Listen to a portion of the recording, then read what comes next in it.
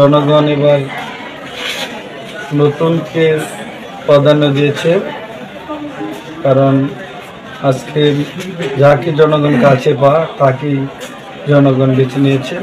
আমার বিশ্বাস জনগণ এবার সঠিক সিদ্ধান্ত নেবে। আমার বিশ্বাস আমার প্রত্যেকটা ইউনিয়নে থেকে আমার যে মেসেজ আছে বা খবর আছে তাতে বোঝা যায় বিজয় নিশ্চিত ইনশাআল্লাহ। আচ্ছা, আপনি তো সিরতা ইউনিয়নের বর্তমান চেয়ারম্যান ছিলেন এবং চেয়ারম্যানদের যে ইউনিয়ন পরিষদের আছে সেটা সভাপতি।